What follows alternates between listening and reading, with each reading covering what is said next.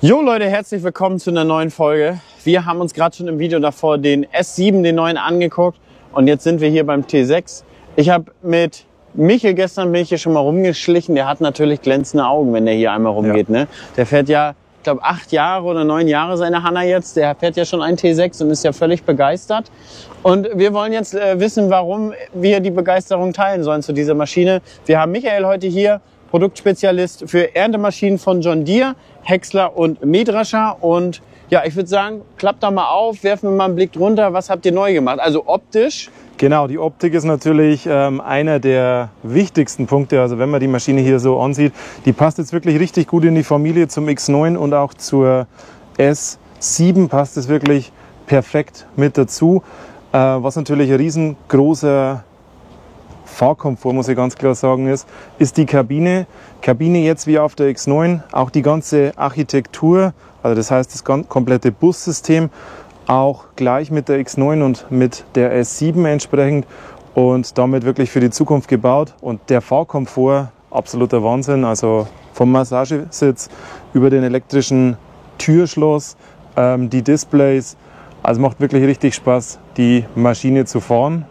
Und habt ihr größentechnisch noch einen draufgelegt oder ist es im Prinzip das Rahmensystem, was wir aus den älteren kennen? Also vom Rahmensystem her ist es gleich zu den Vorgängermodellen. Vor allen Dingen das Druschsystem haben wir hier auch beibehalten, nämlich der Trick ohne Knick. Wir haben hier 4-Dreschsystem verbaut, das entsprechend das Stroh einmal über Kopf leitet und dann in den Separator einführt. Dadurch haben wir extrem große Abscheideflächen.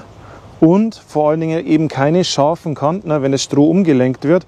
Und dadurch sind wir sehr, sehr schonend zum Stroh. Wenn wir später dann im Feld sind, denke ich, sehen wir nochmal ganz deutlich, wie viel Stroh wirklich aus der Maschine rauskommt, wie schonend der zum Stroh ist. Genau, vielleicht nochmal kurz zusammenfassen. Wir haben natürlich hier eine Schüttlermaschine. Und Schüttlermaschinen sind immer noch so beliebt, weil sie bedeutend strohschonender sind. Wenn wir jetzt Rotordrescher haben, wie X, wie S oder wie ein 8000er Lexion, wie ein CR, die dreschen mit einem Rotor. Die sind unfassbar effizient in Sachen Leistung. Aber die haben ein ganz großes Problem. Sie mahlen das Stroh regelrecht durch und sobald das anfängt ein bisschen zu brechen, dann haben wir da am Ende nur noch Staub zu liegen. Und viele Tierebetriebe, die sagen, nee, wir wollen aber vernünftiges Stroh und deswegen sind Schüttler-Mähdrescher immer noch so gefragt. Genau. Genau, du hast ja gerade gefragt, ob wir noch einen oben drauf gelegt haben. Ja, haben wir hier. Wir stehen hier vor dem Spitzenmodell T6 800.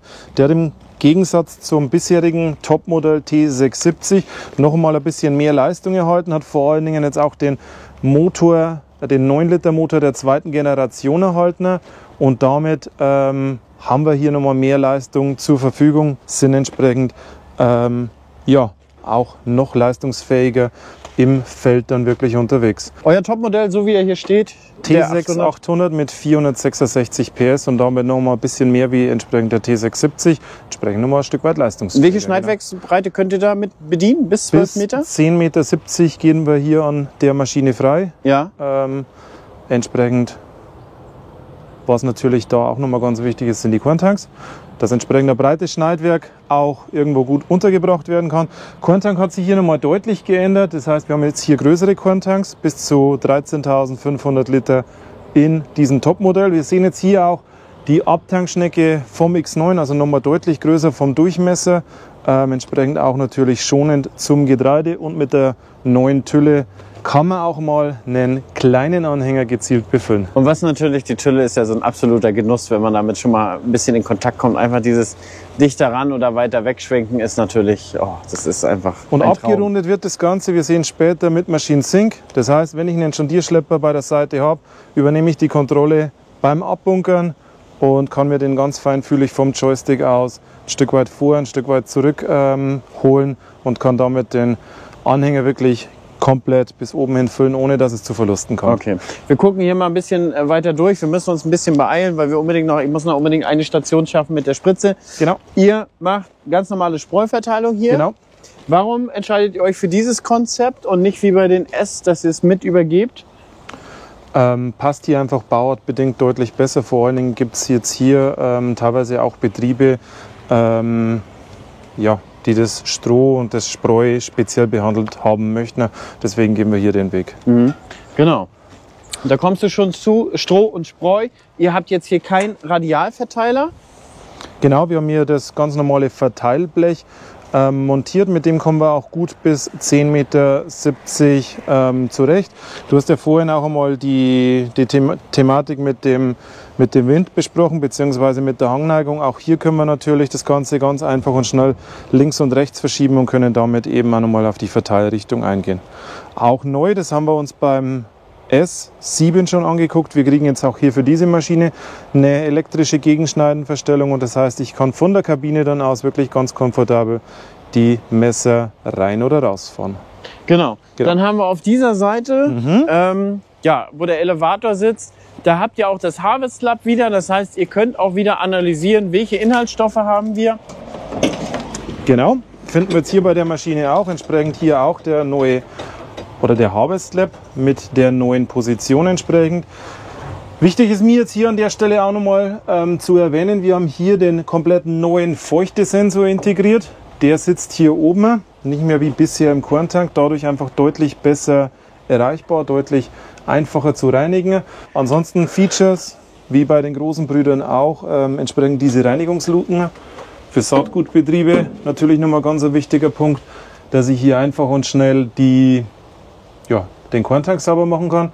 Und auch nochmal ein wichtiger Punkt hier, den Separator konnten wir bisher in 2 verschiedenen Positionen einstellen. Also sehen wir jetzt hier auf dem Bild noch einmal die Position, wie dann entsprechend der Separator zum Separatorkorb steht. Den können wir jetzt hier in 3 verschiedenen Stufen einstellen. Okay, wozu ist der da? Ist das ein klassischer Abscheidekorb nur noch? Also dafür, er soll separieren wahrscheinlich, Stroh von Getreide trennen. Genau.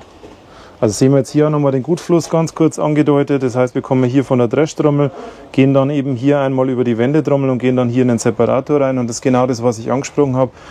Der Separator hat ca. 180 Grad Umschlingungswinkel und dadurch in diesem Modell dann fast 4 Quadratmeter aktive Abscheidefläche. Und das ist einfach der Gamechanger.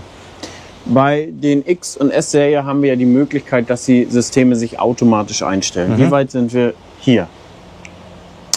Wir haben natürlich die Empfehlung, also das heißt, wir haben in unserem Terminal die Ernteeinstellungsempfehlung, die mir dabei hilft.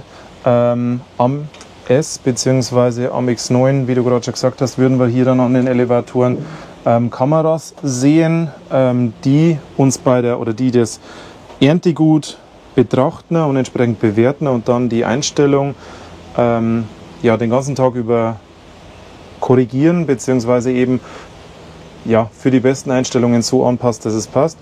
Beim T sind wir da entsprechend auch dran. Das heißt, wird in naher Zukunft auch irgendwann so sein, dass er sich automatisch einstellt. Wir haben ja vorhin über die Busstruktur gesprochen. Das heißt, dieses Rückgrat, das wir hier geschaffen haben, eben mit dieser neuen Busarchitektur, erlaubt es auf jeden Fall, auch diese Maschine zukünftig mit Systemen auszustatten, was wir bei anderen Serien schon sehen. Okay, das soll jetzt erstmal von außen gewesen sein. Wir gehen jetzt rein und dreschen eine Runde. Wer noch Informationen zu dem Draper-Schneidwerk möchte, der kann gerne sich nochmal das Video zum S7 angucken. Da haben wir das Draper-Schneidwerk nochmal ein bisschen ausführlicher gezeigt. Und dann fahren wir jetzt erstmal eine Runde. So, gerade noch gesagt, wir gehen nochmal in die Kabine. Jetzt sind wir schon da. Genau. Wir fahren gerade hier, muss ein bisschen zeigen, deswegen muss ich ein bisschen konzentrieren. Wir haben jetzt hier gerade eine Lagerstelle, da oben war relativ schöner Bestand. Den hat uns Jan jetzt aber leider komplett weggedroschen.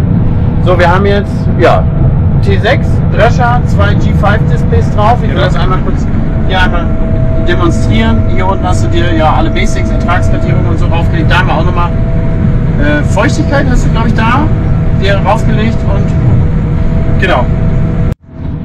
Wir sind bei der Bahn jetzt durch, jetzt haben wir auch ein bisschen, du hast ein bisschen mehr Nerven, dich zu konzentrieren jetzt hier, man muss ja doch ein bisschen mehr aufpassen. Ich habe gerade schon gesagt, es ist richtig schön ruhig und vibrationsarm hier drin. Ja, genau. Also die Kabine, wie beim X9 auch, zum einen eben sehr, sehr groß und luxuriös, zum zweiten eben auch schön leise. Wenn man sich das Ganze eben jetzt anguckt, also ich habe jetzt hier eben den Ledersitz, der komplett da mitschwingt. Das elektrische Türschloss, die G5-Displays, ist schon fahren auf höchstem Niveau, würde ich jetzt mal so sagen. Ne? Das macht auf jeden Fall Spaß. Dann haben wir da Apple CarPlay Radio dabei, also alles an Bord, was wir so brauchen. Und entsprechend natürlich auch, ich habe es gerade schon gesagt, Fahrkomfort ganz hoch angesiedelt. deswegen. Wir haben jetzt zum Beispiel Terrain Settings Automations, sehen wir hier. Wir sehen jetzt hier oben normalerweise dann auch gleich, dass er zu regeln beginnt. Heißt, wenn wir jetzt am Hügel fahren, ins Tal hineinfahren, dann beginnt die Maschine den Wind bzw. die Siebe zu verändern. Vielleicht sehen wir es gleich, dass er da entsprechend noch Änderungen vornimmt. Das ist natürlich auch nochmal eine deutliche Fahrerentlastung, dass die Maschine das alles selbst macht. Vielleicht sollten wir noch kurz sagen, das hier ist ein Hillmaster. Genau, das ist ein Hillmaster-System oder Hillmaster-Maschine. Die passt sich entsprechend am Hang immer so an, dass die Maschine sauber ausgerichtet ist, damit entsprechend dann der Siebkasten auch komplett gleichmäßig. Und ehrlich gesagt, davon kriegt man gar nichts mit. Genau, ist auch ein ganz wichtiger Punkt. Wir haben jetzt bei diesen Maschinen, also bei der T und auch bei der S, jetzt ein neues Proportionalventil integriert. Das heißt, der macht das Ganze schön feinfühlig und deswegen kriegt man hier wirklich überhaupt gar nichts mit, wenn der die Maschine ausrichtet. Ja. Genau. Dann haben wir einen Punkt haben wir heute angesprochen, die Strohqualität. Genau. Wir dürfen jetzt aus Sicherheitsbestimmung, darf ich da jetzt nicht durch die Schwade rennen und das Ganze zeigen und bewerten, aber ich kann euch rein optisch sagen, obwohl der Stroh extrem mürbe schon ist der Schwanz noch füllig, die Strohhalme sind noch lang, sieht beim Rotor ganz anders aus. Ja. Also ihr seht das selber, wir sind ja ein Stück drüber. Die Stände wurden jetzt hier so für dieses Event oder für euch auch so ein bisschen gehalten, damit ihr halt was habt, um zu zeigen. Ja. Und also für einen Rotor da hinten, da sieht es schon ganz anders aus. Der fährt da mit 12 Meter, der hier mit 10,70 und hier haben wir 7,60 Meter. Genau. Okay, 10,70, 7,60 Meter. Und dafür muss man sagen, hat der hier ein deutlich größeres Schwachblatt. Ja, ist so. Das ist der Rotor. Was mir auch schön gefällt, die Haspe, die hat so einen angenehmen Eingriff, die hält auch richtig fest. Genau. Also ich habe das vorhin schon bei deinem Lager gesehen, die zieht da richtig schön gut. Ne? Liegt jetzt natürlich auch an den Kunststoffzinken. Ja. Die machen natürlich da nochmal einen super Job. Hier in dem Fall haben wir jetzt nochmal Ernheber mit integriert, damit wir das Erntegut wirklich sauber dann rausbekommen. Ansonsten zum Schneidwerk an sich, wir haben ja hier ein Vario-Schneidwerk. Wir nennen das Ganze XA. Heißt, es ist ein Extended, also wir können das bis 1,20 Meter ausfahren, speziell für Raps. Und A eben für Auger, dass es eben ein Schneckenschneidwerk ist. Welchen Part habe ich jetzt hier, um auf Raps umzustellen? Sicherlich, ich mache die Rapsmesser ran, ich fahre den Tisch auf. Wo geht es dann weiter hier bei der Maschine? Setting-Laden, losfahren. Am Drescher an sich muss ich keinen Gang nochmal umlegen, Trommelgang eventuell, Rotorgang hat er ja nicht, gar nichts. Nicht unbedingt, außer du hast jetzt wirklich irgendwelche schwierigen Bedingungen, wo dann wirklich zum Beispiel extrem brüchig sind, dann kann man an der Maschine nochmal was verändern, aber ansonsten ist die Maschine wirklich ganz einfach und intuitiv zum Umstellen. Du hast aber auch nochmal im Menü dann mit hinterlegt, also er gibt dir auch nochmal, kann ich noch mal ganz kurz zeigen, Outside Configurations. Hier kann man zum Beispiel nochmal gucken, welche Einstellungen das denn außen an der Maschine wirklich eingelegt sein müssen, damit die Maschine passend für dieses Erntegut ist. Jetzt müsst ihr feststellen, wir sehen immer wieder englische Displays. Wenn das bei euch auf dem Betrieb ist, ist das alles deutsch. Wir haben hier alles in Vorserie, das ist begrenzte Stückzahl. Und deswegen ist es auch so ein bisschen, muss man auch ehrlich dir verzeihen, hast du relativ viel Englisch in meinen Begriffen damit zwischen. Ja. Reagieren einige Zuschauer mal etwas vorsichtig. Aber es ist auch völlig normal. Du hast ein ganz lange englisches Display und das verschneidet sich einfach komplett mit der Sprache. Liegt jetzt natürlich auch daran, weil wir ja englische Influencer hier haben. Ja, natürlich. Und das ist natürlich auch nochmal der Grund, warum dass wir hier die englische Variante ausgewählt haben. Ich kann aber, falls du das möchtest, jetzt auch jederzeit umstellen. Dauert halt nur einen Augenblick. Ach so, deswegen ist Englisch, ihr hättet auch schon Deutsch integriert im Display. Ja, genau. Ah, okay. Das ist hinterlegt. Ich muss hier nur in den Einstellungen, im Menü, System und dann Language and Unit und dann kann ich hier einfach nur umschalten. Dauert halt einen Augenblick, bis sich die Maschine dann wieder neu hochfährt. Ja. Oder beziehungsweise diese Einstellungen alle lädt und hochfährt und dann wird das Ganze entsprechend aufgehen.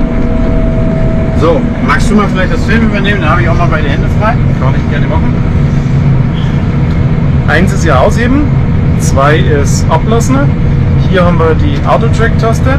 Geschwindigkeit mache ich alleine? Die Geschwindigkeit können wir jetzt auch entsprechend automatisch einstellen lassen. Das heißt, hier hinten drückst du die B-Taste. Ja. Und dann ist...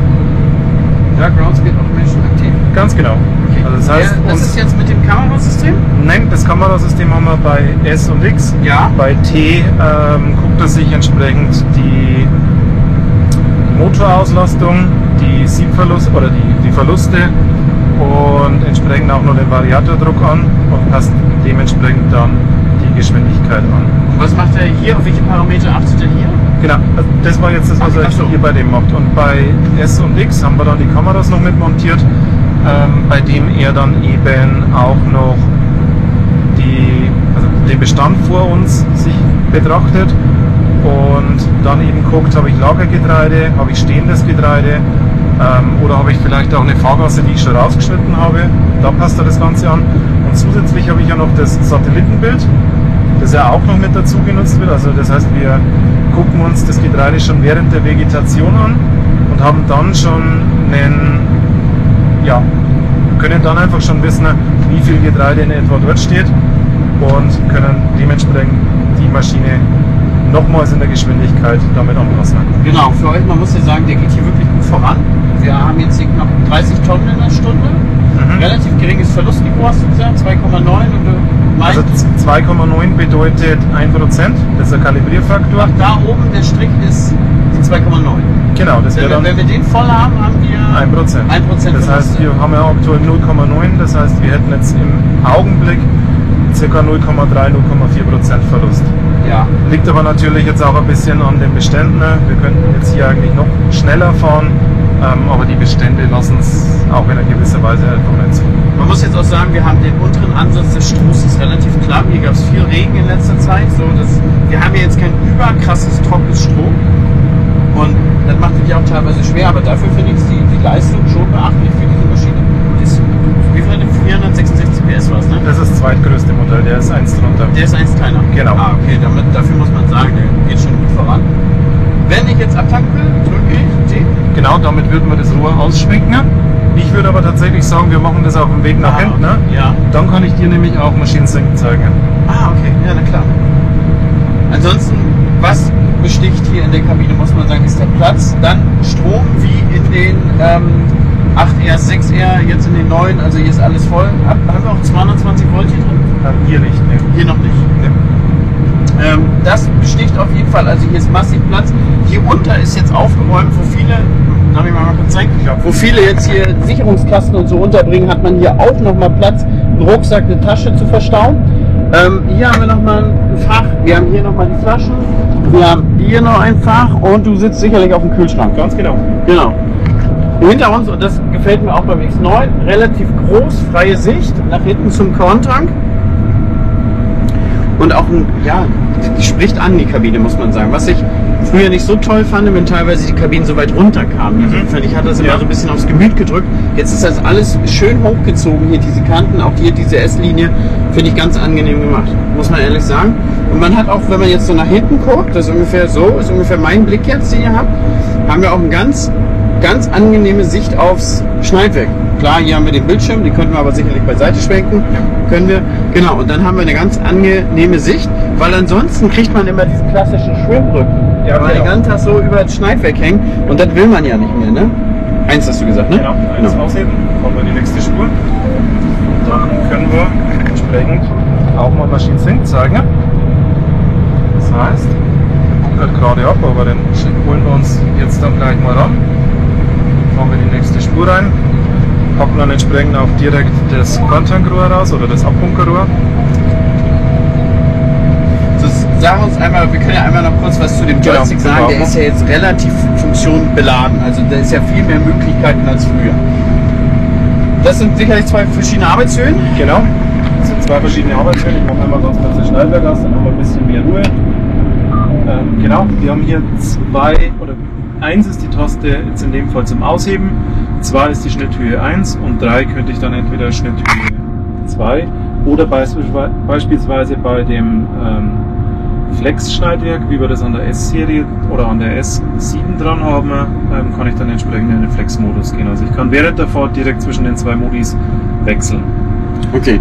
Ist auf diesen auch abgespeichert, wie weit der Tisch rausfährt, wie die Haspel fährt, alles drum und dran. Die kompletten Schneidwerk-Settings sind abgespeichert. Genau. Okay. Ich könnte jetzt beispielsweise sogar darauf einstellen, dass wenn ich das Schneidwerk absenke, dass automatisch die Vorfahrtsgeschwindigkeitsregelung reingeht. Okay, kann man auch gucken. Wäre tatsächlich auch möglich, ja. Ist es dann über iTech, also iTech, oder gibt es einfach nur einen Haken, den man dann dafür anwählt? Ein Haken im Schneidwerksmenü. Okay. Dann denke ich mal, ist das auch selbsterklärend. Das ist die Haspel, das ist hier manuell das Schneidwerk, das ist das Abtankrohr. Wie bewege ich die Endhülle? Ist aktuell hinten auf dem Drehrad drauf. Ach da, ja, auf diesem Drehrad drauf. Genau. Okay. Dann haben wir hier Entleeren, Autopilot. Das ist aktuell Spurzentrieren, kann sich aber natürlich jeder so einstellen, wie er das gerne hätte. Ich gehe jetzt einmal kurz in das Menü, dann sieht man nämlich das auch, genau, Control Setup.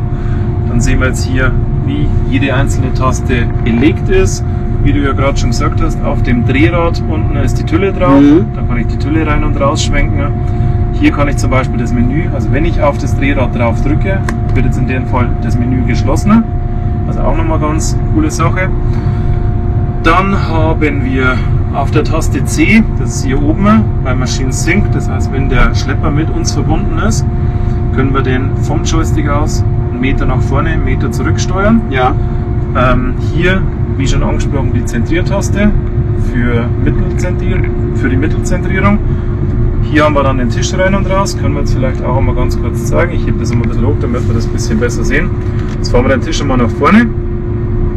Eben beispielsweise für die Raps Ernte. Bis zu 1,20 Meter weit kann sich der hier entsprechend ausfahren. Dann kommen nur noch ganz kurz die Rapstrenner ran und dann geht es im Raps los. Genau, das kann ich wie gesagt vom Joystick aus ganz einfach und schnell einstellen. Ich habe da noch zusätzliche Tasten, die wären ja hier rüben, Taste 1, 2, 3 und 4, die ich dann entsprechend auch nochmal mit Funktionen versehen könnte, wie ich das möchte, und das können wir dann hier einstellen.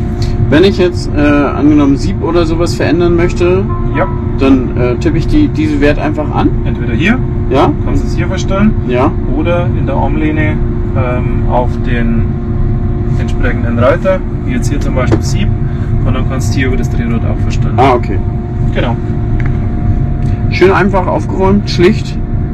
Ja, und das meiste macht man inzwischen ja sowieso über die Displays. Genau. Ja, dann warten wir mal auf den Überladewagen und dann zeigen wir nochmal Maschinensync. Können wir einmal los. Genau. So, dann hast du gesagt, welche Taste war das? B, ja, ne? Genau. Automatische Geschwindigkeit? Genau. Genau, jetzt regeln wir entsprechend wieder die Geschwindigkeit. Was du jetzt gerade schon gehört hast, ist, dass das Abfuhrgespann sich mehr oder weniger neben uns befindet. Ja. Und wir sehen es jetzt gleich auch hier direkt herfahren. Das heißt, hier kommt gerade der Abfahrer und jetzt sehen wir hier auch. Wir machen das ein bisschen langsamer, damit wir ein bisschen mehr zum Filmen haben. Genau. Er verbindet sich jetzt gerade mit uns, das heißt, er drückt nur die Auto-Track-Taste. Ja. Jetzt ist er mit uns verbunden. Du kannst jetzt über das Drehrad die Tülle einstellen und kannst den Abbunkervorgang starten. Und wie steuere ich ihn jetzt? Entweder über diese Tasten, die du jetzt gerade da siehst. Ja. Also kannst du langsamer oder schneller. Genau. Ah ja. Also einmal drücken ist immer 1 Meter. Ja, jetzt habe ich zweimal gedrückt, müsste jetzt 2 Meter sein. Genau. Links, rechts sind jeweils aktuell 30 cm eingestellt. Und du kannst das Ganze aber auch über den Joystick machen. Das heißt, hinten auf der oberen Wippe, hier, ja, habe ich die gleichen Funktionen auch gehabt. Das heißt, einmal kurz drücken, dann macht er auch 1 Meter. Krass. Ohne dass hier irgendwas daneben geht, ohne dass der Abfahrer sich jetzt da wirklich stark konzentrieren muss. Ich würde sagen, eine geile Funktion. So, ich habe jetzt einfach noch schnell mal ein Reel aufgenommen, aber die Funktion an sich ist mega. Also man muss schon sagen, und ihr bietet ja auch aktuell eine Aktion an, wie zum G5 und Modem und so, dieses alles relativ schnell ermöglicht.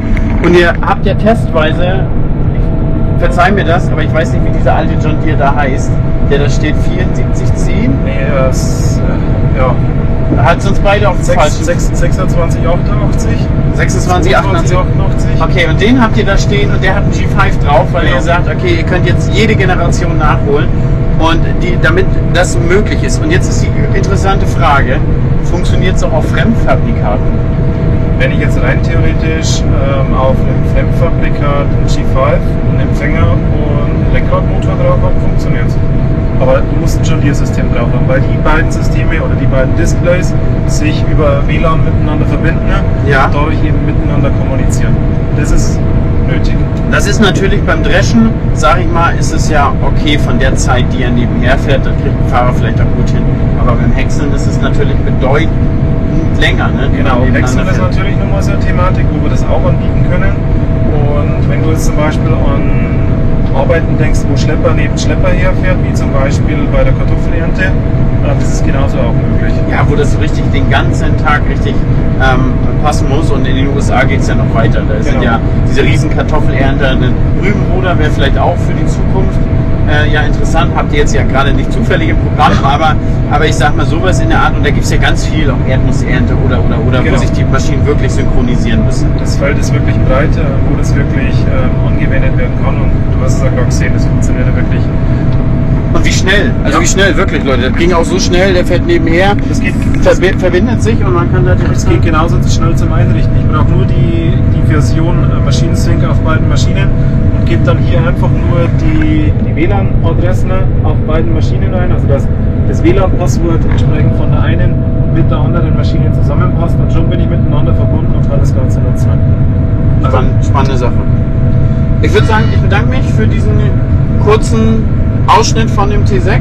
Spannende Maschine. Wirklich, was mich begeistert, ist, wie ruhig das Ding liegt, wie schön groß diese Kabine ist, wie schön diese Frontansicht ist. Also wirklich, Leute, guckt euch das an. Das ist wirklich, du siehst fast das ganze Schneidwerk, die ganzen 7,60 Meter, siehst du fast durch die Frontscheibe. Seht ihr das? Also da ist nur ganz bisschen da von diesem Holm ist verdeckt. Aber ansonsten, das ist schon was. Und ich sage danke dir. Gerne doch. Und ja, wir spazieren nochmal zum S7 rüber und dann gucken wir uns den nochmal an. Ganz genau.